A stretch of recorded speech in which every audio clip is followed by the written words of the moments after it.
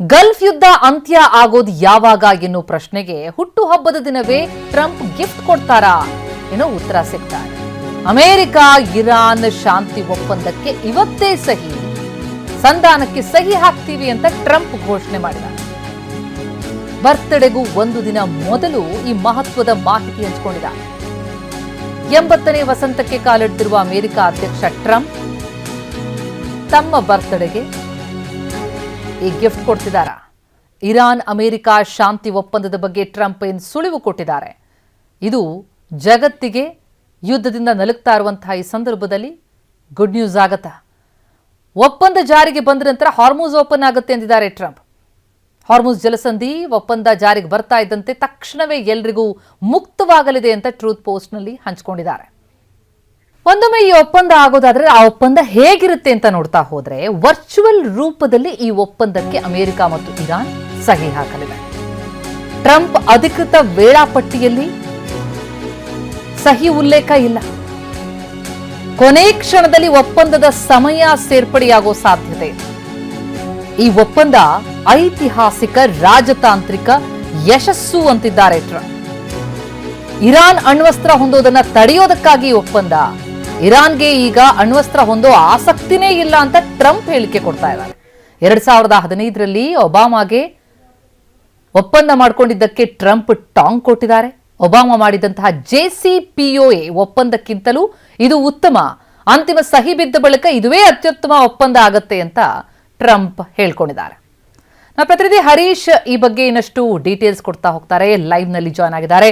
Harish, Trump ಈ ಯುದ್ಧ ಆರಂಭ ಆದದಿಂದಲೂ ಕೊಡ್ತಾ ಇರುವಂತಹ ಹೇಳಿಕೆ, ಅದಕ್ಕೆ ಇರಾನ್ ನಿರಾಕರಿಸಲೇ ಬಂದಿರೋದು, ಇದೆಲ್ಲವೂ ನಡೀತಲೇ ಬಂದಿರೋದ್ರಿಂದ ಈಗ ಟ್ರಂಪ್ ಪೋಸ್ಟ್ ಹಾಕಿದ್ರೂ ಕೂಡ ನಿಜಕ್ಕೂ ಈ ಯುದ್ಧ ಅಂತ್ಯ ಆಗುತ್ತಾ ಅನ್ನುವಂಥ ಪ್ರಶ್ನೆ ಸಹಜವಾಗಿದೆ. ಆದ್ರೆ ಒಂದೊಮ್ಮೆ ಈ ಒಪ್ಪಂದ ಆಗೋದೇ ಆದ್ರೆ ಯಾವ ರೀತಿಯಲ್ಲಿರುತ್ತೆ, ಹೇಗಾಗುತ್ತೆ, ಜೊತೆಗೆ ಒಬಾಮಾ ವಿಚಾರವನ್ನ ಇಲ್ಲಿ ಟ್ರಂಪ್ ಪ್ರಸ್ತಾಪಿಸಿರೋದನ್ನು ನೋಡ್ತಾ ಹೋದ್ರೆ ಇದರಿಂದ ರಾಜಕೀಯವಾದಂತಹ ಒಂದು ಲಾಭ ಪಡೆದುಕೊಳ್ಳೋದಕ್ಕೆ ಟ್ರಂಪ್ ಸಾಕಷ್ಟು ಪ್ರಯತ್ನ ಪಡ್ತಾ ಇದ್ದಾರೆ ಅನ್ನೋದು ಸ್ಪಷ್ಟ ಆಗುತ್ತೆ ಅಂತ. ಹೌದು ಪ್ರತಿಭಾ, ಅಮೆರಿಕ ಅಧ್ಯಕ್ಷ ಡೊನಾಲ್ಡ್ ಟ್ರಂಪ್ ಅವರ ಹುಟ್ಟಿದಬ್ಬ ನಾಳೆ ಇರುವಂತಹದ್ದು. ಹೀಗಾಗಿ ಇಡೀ ಜಗತ್ತಿಗೆ ನನ್ನ ಹುಟ್ಟಿದಬ್ಬ ಒಂದು ವಿಶೇಷವಾಗಿರಬೇಕು ಅನ್ನುವಂತಹ ದೃಷ್ಟಿಯಿಂದನೇ ಈ ಇರಾನ್ ಜೊತೆಗೆ ಒಪ್ಪಂದವನ್ನ ಮಾಡ್ಕೊಳ್ಬೇಕು ಅನ್ನುವಂತ ನಿಟ್ಟಿನಲ್ಲಿ ಅಮೆರಿಕ ಅಧ್ಯಕ್ಷ ಡೊನಾಲ್ಡ್ ಟ್ರಂಪ್ ಅವರು ಬಹಳಷ್ಟು ಉತ್ಸುಕರಾಗಿದ್ದಾರೆ. ಅದೇ ಕಾರಣಕ್ಕೋಸ್ಕರ ಡೊನಾಲ್ಡ್ ಟ್ರಂಪ್ ಅವರು ಹೇಳ್ತಿದ್ದಾರೆ ಇವತ್ತು ಒಪ್ಪಂದ ಆಗುತ್ತೆ ಅನ್ನುವಂತಹದ್ದು. ಇರಾನ್ ಜೊತೆಗೆ ಒಪ್ಪಂದ ಆಗುತ್ತೆ. ಇರಾನ್ ಮುಂದೆಂದೂ ಕೂಡ ಯುರೇನಿಯಂ ಸಂಸ್ಕರಣೆ ಮಾಡೋದಿಲ್ಲ. ಮತ್ತೆ ಈಗಾಗಲೇ ಸಂಸ್ಕರಣೆ ಮಾಡಿರುವಂತಹ ಯುರೇನಿಯಂ ಡಸ್ಟ್ ಏನಿದೆ ಅದನ್ನ ವಶಕ್ಕೆ ತೆಗೆದುಕೊಳ್ತೀವಿ ಅಥವಾ ಇರಾನ್ ನಲ್ಲಿ ಅದನ್ನ ಧ್ವಂಸಗೊಳಿಸ್ತೀವಿ. ಮತ್ತೆ ಪರಮಾಣು ಶಕ್ತಿಯನ್ನ ಇರಾನ್ ಮುಂದೆ ಯಾವತ್ತೂ ಕೂಡ ಹೊಂದದೇ ಇರತಕ್ಕಂತಹ ಒಂದು ಒಪ್ಪಂದವನ್ನ ಮಾಡ್ತೀವಿ. 2015ರಲ್ಲಿ ಅಮೆರಿಕ ಅಧ್ಯಕ್ಷರಾಗಿದ್ದಂತಹ ಬರಾಕ್ ಒಬಾಮಾ ಅವರು ಅಂದು ಮಾಡಿದಂತಹ ಒಪ್ಪಂದಕ್ಕಿಂತ ಇದು ಅತ್ಯಂತ ಉತ್ತಮವಾದ ಒಪ್ಪಂದವಾಗಿದೆ. ಅವತ್ತು ಅದು ಅಮೆರಿಕಕ್ಕೆ ಮಾರಕ ಆಗಿತ್ತು, ಆದರೆ ಇವತ್ತು ಅಮೆರಿಕಕ್ಕೆ ಪಾಸಿಟಿವ್ ಆಗಿದೆ. ಜೊತೆಗೆ ಅಮೆರಿಕಕ್ಕೆ ಮಾತ್ರ ಅಲ್ಲ, ಇಡೀ ವಿಶ್ವಕ್ಕೆ ಇದೊಂದು ಪಾಸಿಟಿವ್ ಆದಂತಹ ಅಂಶ ಆಗಿ ಹೊರಹೊಮ್ಮುತ್ತೆ.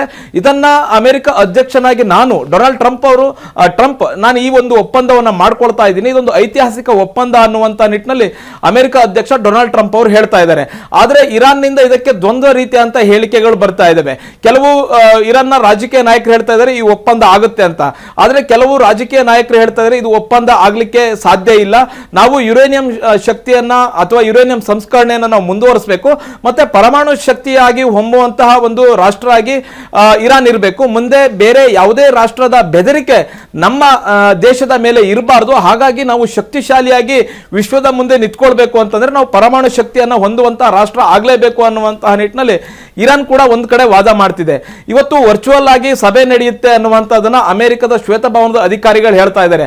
ಆದ್ರೆ ಇವತ್ತಿನ ಡೊನಾಲ್ಡ್ ಟ್ರಂಪ್ ಅವರ ವೇಳಾಪಟ್ಟಿಯನ್ನ ನೋಡ್ತಾ ಹೋಗೋದಾದ್ರೆ ಇವತ್ತು ಯಾವುದೇ ರೀತಿಯಾದಂತಹ ವರ್ಚುವಲ್ ಮೀಟಿಂಗ್ಗಳ ಬಗ್ಗೆ ಉಲ್ಲೇಖ ಇಲ್ಲ. ಕೊನೆ ಕ್ಷಣದಲ್ಲಿ ಅದು ಆಡ್ ಆಗಬಹುದು ಅನ್ನುವಂಥದ್ದು ಹೇಳ್ತಾ ಇದ್ದಾರೆ.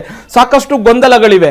ಮುಖ್ಯವಾಗಿ ಡೊನಾಲ್ಡ್ ಟ್ರಂಪ್ ಅವರು ಕಳೆದ ವಾರ ಹೇಳ್ತಾ ಇದ್ರು ಯುರೋಪ್ನಲ್ಲಿ ಈ ಒಪ್ಪಂದ ಆಗುತ್ತೆ, ಅನೇಕ ರಾಷ್ಟ್ರಗಳು ಕೂಡ ಭಾಗಿಯಾಗ್ತವೆ, ಮತ್ತೆ ಅನೇಕ ರಾಷ್ಟ್ರಗಳು ಭಾಗಿಯಾದಂತಹ ಈ ಒಂದು ಒಪ್ಪಂದದಲ್ಲಿ ಇರಾನ್ ತನ್ನ ಏನು ಷರತ್ತಿತ್ತು ಅವುಗಳಿಗೆ ಬಗ್ಗುತ್ತೆ ಮತ್ತೆ ಈ ಎಲ್ಲ ಒಪ್ಪಂದಗಳಿಗೆ ತಮ್ಮ ಅಮೆರಿಕದ ಷರತ್ತುಗಳು ಬೇಡಿಕೆಗಳಿಗೆ ಇರಾನ್ ಒಪ್ಪುತ್ತೆ ಅನ್ನುವಂಥದ್ದು ಹೇಳ್ತಾ ಇದ್ರು.